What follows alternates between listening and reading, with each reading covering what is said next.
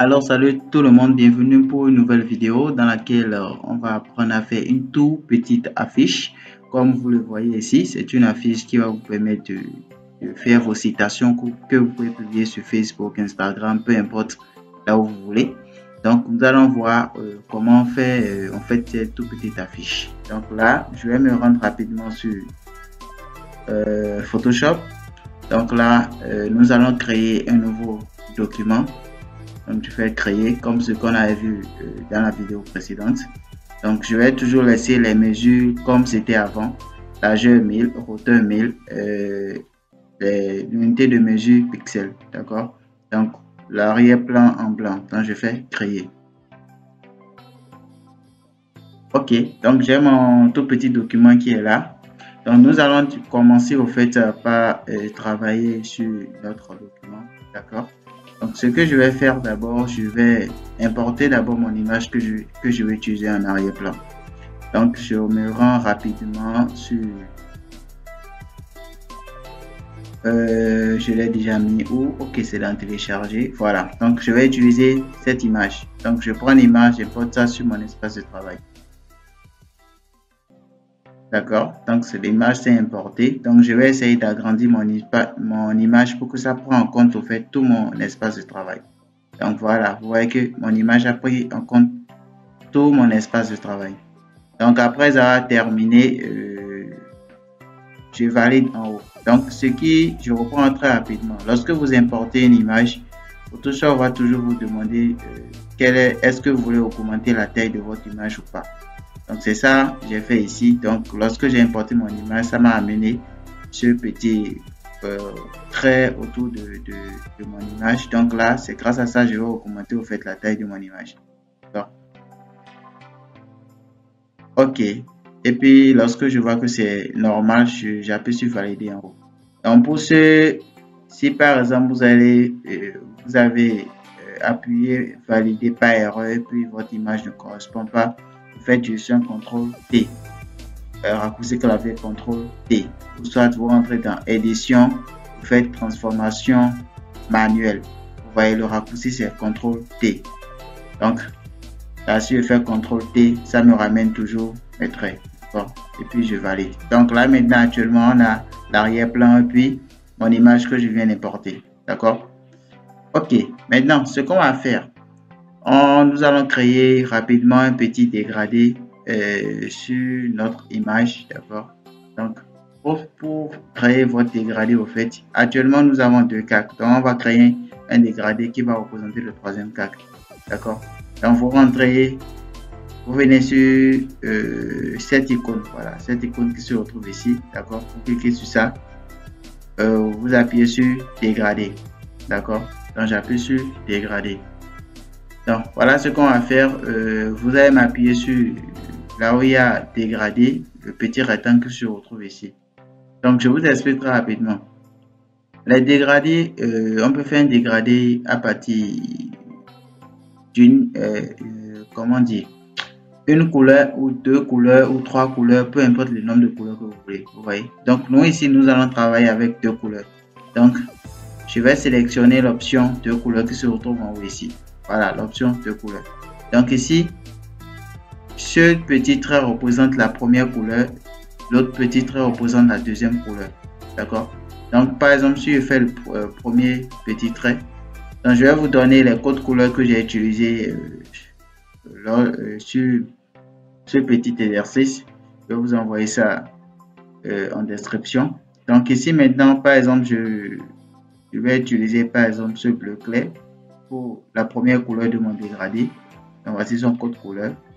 J'appuie sur valider. Donc maintenant pour appliquer la deuxième couleur, je viens ici encore, je fais double clic. D'accord, je vais plutôt un bleu un peu plus foncé, voilà. Et puis j'appuie sur valider, d'accord.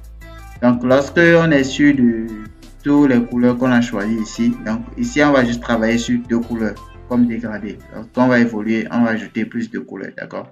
Donc faites exactement comme je l'ai fait dans cette vidéo. Donc ici je vais juste appuyer sur OK, d'accord.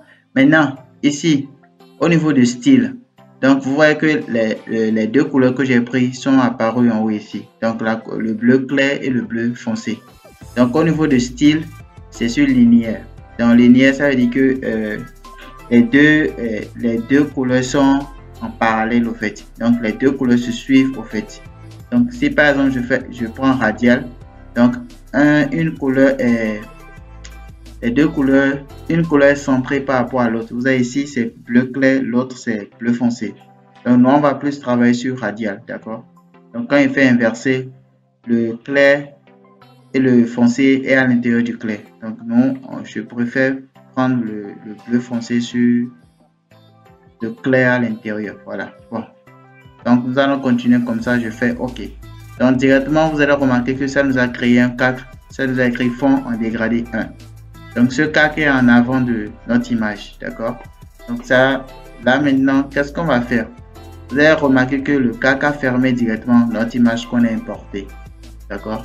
Donc, nous, on va juste diminuer l'opacité de ce dégradé. Donc, rassurez-vous que vous êtes sur le cadre fond en dégradé. Donc, je viens ici, je diminue l'opacité.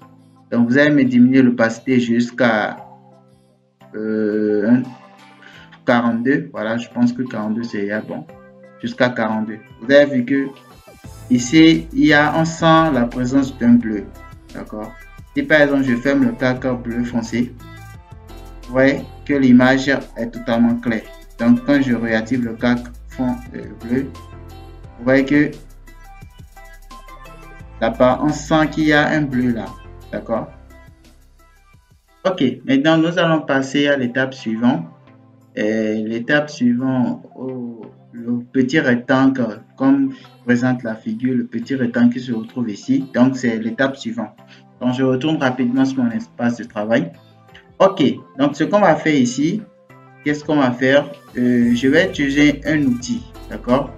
Ce sont des outils qui permettent de créer des formes. Donc, par exemple, si je prends un outil forme, dans cette forme, je peux créer du contour et le fond de ma forme. Donc, supposons l'outil, c'est le voici qui se retrouve ici. Regardez très bien quel outil que je suis en train de choisir. L'outil qui se retrouve ici, d'accord? L'outil qui se retrouve ici. Donc, là où c'est écrit outil rectangle arrondi, tout ce qui est là, d'accord? Donc, nous, on va travailler avec l'outil rectangle arrondi. Le voici qui est là. Donc, je le sélectionne. Donc, je vous montre comment en fait ça se passe. Si par exemple, je maintiens mon clic, donc pour créer en fait ces trucs qu'on maintient un clic, je maintiens mon clic, je vais commencer à partir d'ici.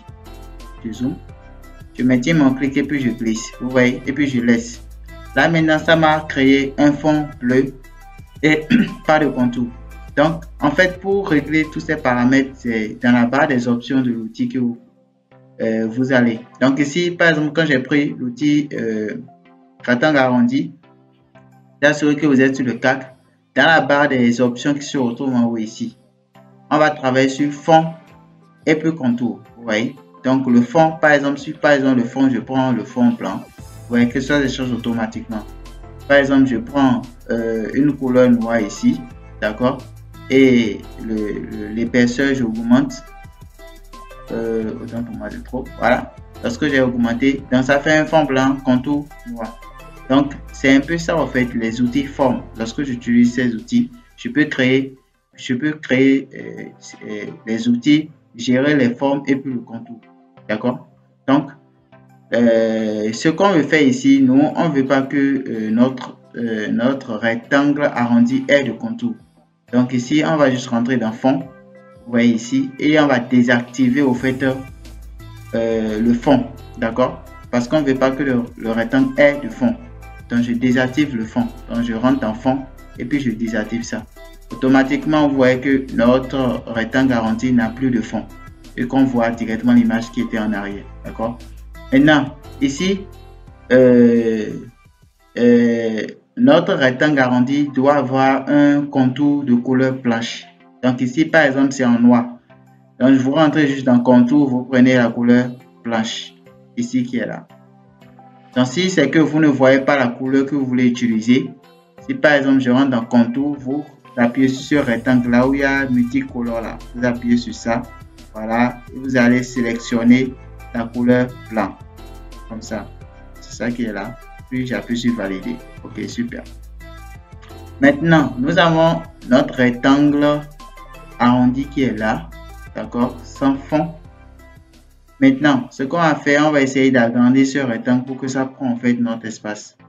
Donc, on va toujours faire notre ami CTRL T, ou bien vous rentrez dans édition, transformation manuelle, CTRL T. Donc, je fais ça et puis j'essaie d'augmenter la taille de mon rectangle. Ok, je pense que là... Ok, super. Jusqu'à là, je pense que c'est bon. Donc, ce qu'on va faire, je vois que le contour n'est pas assez gros et puis les bords sont pas assez arrondis. D'accord? Donc, pour régler ces paramètres, d'abord, je vais augmenter un peu le contour. Donc, je viens toujours en haut ici, je fais sur 6 pour voir ce que ça donne. Pourquoi pas 8? 8, je pense que c'est pas mal. Hein? Ouais, c'est pas mal. Ok, maintenant, ce qu'on va faire ici, on va arrondir plus les angles de mon rectangle. C'est bon? Donc, pour faire ça, je rentre en fait dans propriété. C'est déjà, voilà, propriété. Cette icône qui est là, propriété.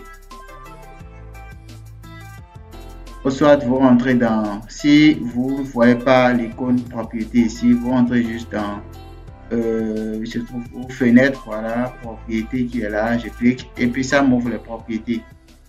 D'accord? Donc, ce qui nous intéresse, c'est ici.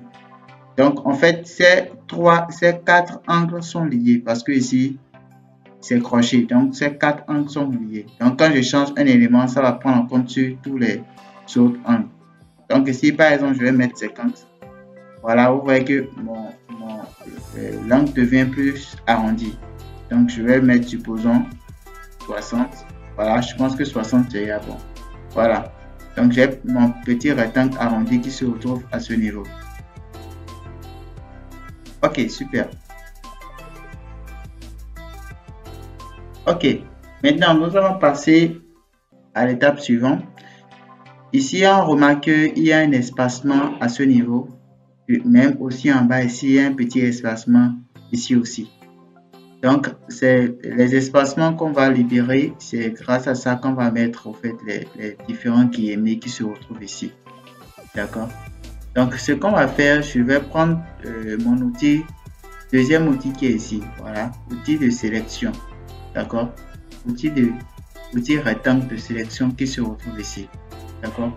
Donc, avant même d'aller là-bas, regardez par exemple ici.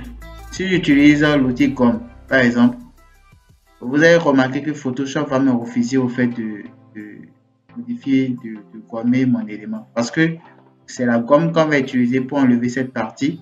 Aussi cette partie. Donc voilà que Photoshop me refuse au fait de gommer au fait mon élément. En fait, pour que ça prend ça en compte, parce que ici c'est une forme. Donc Photoshop considère comme un calque non pixelisé. Donc je dois forcément pixeliser au fait mon calque. Tous les éléments, si je vais utiliser de la gomme, je vais utiliser de l'outil pinceau pour peinturer mes choses sur un calque. Donc le calque doit être forcément pixelisé. D'accord? Donc ici, qu'est-ce qu'on va faire? Je vais d'abord venir sur mon calque, faire un clic droit, d'accord? Et aller dans l'onglet pixeliser le calque. Donc je vais pixeliser mon calque. Donc avant de pixeliser le calque, et vraiment être sûr que votre rectangle, vous pouvez apporter des modifications, par exemple le fond de mon rectangle, le contour. Donc, soyez vraiment sûr que vous pouvez apporter des modifications sur ce niveau, au fait. D'accord? Donc, je reprends ici, je rentre ici, je fais pixeler mon calque. Vous voyez que automatiquement, mon calque a été pixelisé. Vous voyez? Donc là, vous voyez que je ne peux même plus changer de fond quand je fais comme ça, vous voyez? Donc, mon calque, parce que ici, il faut toujours considérer que ce n'est plus un calque de forme. Vous voyez? Donc, plutôt un calque pixelisé. Donc, si je retourne dans mon outil gomme, vous allez voir que j'ai la main de gommer au fait mon élément. D'accord? Je vais faire CTRL Z pour retourner en arrière. Ok. Maintenant, ce qu'on va faire, on va enlever cette partie et puis cette partie. D'accord? Donc, on peut aller directement avec notre outil gomme ou soit carrément utiliser l'outil de sélection. Donc, moi, je préfère que vous utilisiez l'outil de sélection. Donc, premièrement, qu'est-ce que je vais faire? Je vais venir à ce niveau, faire une petite sélection comme ça. Voilà, donc ça, c'est la première partie que je vais enlever. D'accord? Donc, vous venez dans la barre des options de cet outil. Vous prenez, vous sélectionnez, vous ajoutez à la sélection le deuxième qui est là pour me permettre de créer une nouvelle sélection. Donc, je viens toujours ici. D'accord? Je fais cette deuxième sélection comme ça. Ok, comme ça, c'est bon déjà. Voilà, une deuxième sélection. Donc, j'ai ma première sélection qui se retrouve ici et ma deuxième sélection qui se retrouve là. Donc, qu'est-ce qu'on va faire? On va utiliser la gomme, d'accord? La gomme, on va enlever la première sélection. Vous voyez, lorsque je gomme, ça reste toujours dans ma sélection ici. D'accord? Donc, la sélection m'interdit d'aller vers le blanc qui se retrouve en dehors de ma sélection. Donc, ça reste toujours dans ma sélection. Donc, je viens ici encore, je prends aussi le second. Ça reste toujours dans ma sélection. OK. Après ça, pour désélectionner, pour faire disparaître les sélections, vous rentrez juste dans sélection, désélectionner. Donc, le raccourci, c'est CTRL D. Voilà, super. Donc, j'ai ce premier élément et puis ce deuxième élément. Maintenant, on va passer à la création des guillemets qui se retrouvent ici. Vous voyez, les guillemets qui se retrouvent là. On passe à la création de ces différents guillemets. D'accord? Ok, super. Maintenant, pour les guillemets, nous allons utiliser du texte pour pouvoir faire ça. D'accord? Donc, maintenant, comme le nom l'indique, on va utiliser l'outil test qui se retrouve ici. Là où c'est écrit T. D'accord? Donc, je clique sur ça, l'outil test qui se retrouve là. Donc, je peux, en fait, ici, ce sont des zones de test que je crée.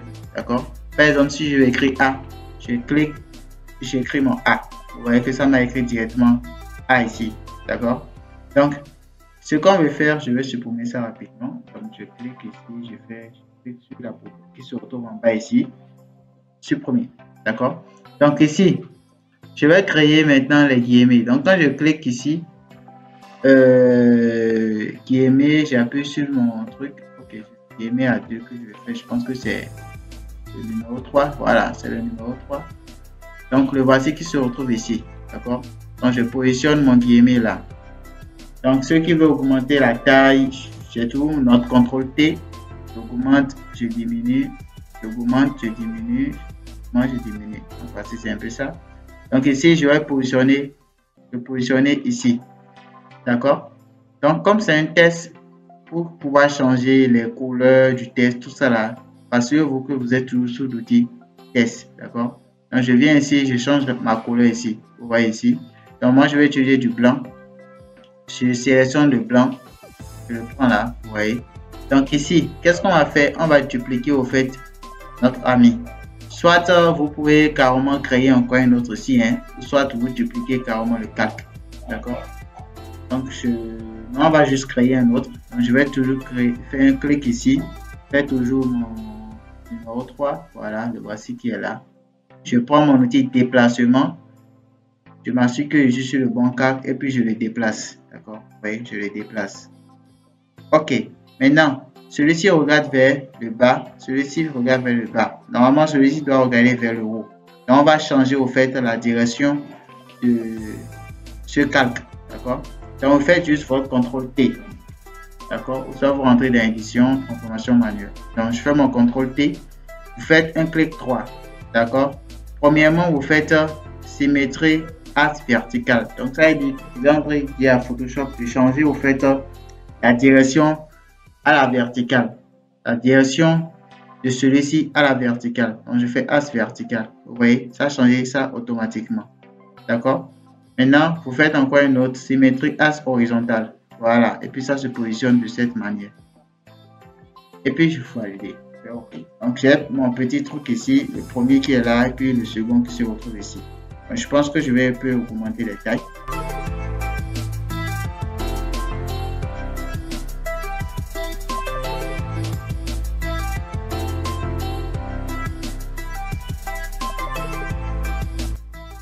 Ok, super. Maintenant, nous allons passer au texte qui va rester à l'intérieur de notre petit rectangle arrondi. D'accord? Donc, je prends toujours mon outil texte qui se retrouve ici. D'accord? Maintenant, il y a un élément qui m'intéresse vraiment beaucoup. Donc, c'est cette citation qui m'intéresse vraiment beaucoup, donc que j'ai l'habitude d'utiliser à chaque fois. Donc, c'est ça, je vais essayer d'écrire ici. Donc, je commence par écrire. Ça s'appelle déjà la griffe. Voilà. On ne réussit pas. Ok.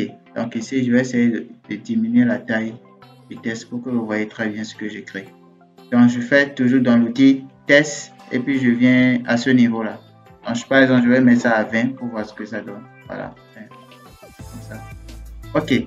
Donc ici, vous remarquez que tout est en majuscule, alors que mon clavier, je l'ai mis en minuscule. Donc, lorsque vous êtes sur l'outil test, regardez en haut ici, vous appuyez sur celui-ci, d'accord? Et vous désactivez majuscule qui est là. Voilà, TT en majuscule, tout en capital. Donc, vous désactivez ça. Automatiquement, ça me met ça en minuscule, d'accord? Ok, donc je vais essayer de diminuer encore la taille. Donc, je vais mettre ça à 10 pour voir ce que ça donne. Voilà, bon, je pense que c'est pas mal. Hein. Donc, je continue. On ne réussit dans le monde que par ses défauts. Point. Griffe. Ok, super. Donc, j'ai mon test que j'ai mis ici. Donc, je vais essayer de bien positionner le test. Donc, je viens ici, je clique quelque part ici dans mon test et je pars à la ligne comme ça. D'accord? Donc, je fais un truc du genre. Voilà. Donc, on remarque ici l'espacement entre la première ligne et la deuxième est très grand. Donc, en fait, ça, on appelle ça des interlignes. Donc, je vais diminuer au fait l'interligne de mon test. Donc, je prends toujours mon outil test. C'est ici que je rentre ici. Voilà. Et puis, je viens dans interligne. Donc, l'interligne, c'est celui-ci qui se retrouve ici. Voilà, regardez très bien là où je suis. Interligne. J'essaie de diminuer interligne. Donc, je vais par exemple mettre ça à 14. Voilà, un truc du genre. Et centrer au fait mon test à ce niveau. Centrer mon test. Donc, quand je viens ici, je vais essayer de positionner très bien mon test ici. Voilà. Ok, super. Maintenant, lorsque vous écrivez une citation, ayez toujours l'habitude de mettre toujours c'est qui l'auteur de votre citation. Donc ici, elle s'appelle au fait, comment déjà, ouais, Madame quelque chose, Madame de Girardin, ouais, voilà, comme ça elle s'appelle. Donc je viens ici, je positionne, bon, par exemple, son nom peut rester en majuscule, hein. Je mets ça en majuscule comme ça et puis je peux changer et mettre ça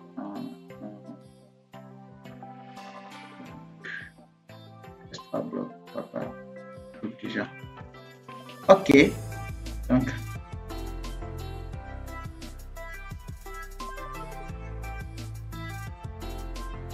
ok, voilà. Donc j'ai ce petit élément qui est là, mon truc, et puis ce qui est en bas ici, le nom de l'auteur. Voilà, la citation et puis le nom de l'auteur. Ok, donc je vais placer rapidement mon logo et puis le nom de mon site web. Donc j'oublie un truc là. Parce que vous faites des fois des visuels, il faut souvent respecter les règles. Donc par exemple ici, je vais créer une règle. Donc ici, si vous ne voyez pas en fait ce que dont je parle, vous appuyez juste sur CTRL R, vous allez voir ces petits rectangles qui sont là comme des règles, d'accord?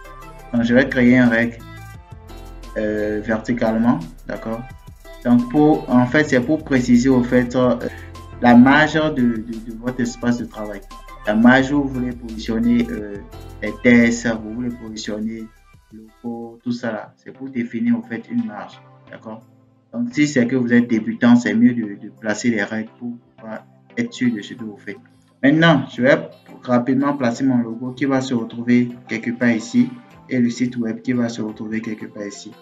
Donc, je vais pas récupérer rapidement mon logo.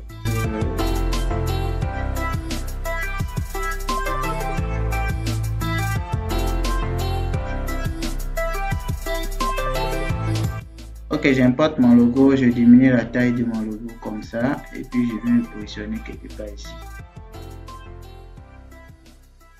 Ok. Maintenant ici, j'écris juste le nom de mon site web. Ça fait www.design.com. Voilà. Et puis je diminue la taille de ça. Ok, je désactive celui-ci et bien je finis de placer là. Donc maintenant, lorsque vous finissez au fait votre travail, il suffit d'appuyer. Si vous voulez enregistrer au fait votre travail et faire sortir ça sous forme d'image, vous faites fichier, enregistrer sous. Vous prenez le format, par exemple sur le format PNG, et puis vous écrivez le nom, par exemple moi, c'est la précipitation, d'accord, et vous précisez dans quel dossier vous voulez le mettre. Donc vous appuyez juste sur enregistrer, vous faites OK, et puis ça va s'enregistrer au format image. Donc, parce que nous tous on sait que le format image c'est PNG, JPG, d'accord, et JPEG, d'accord.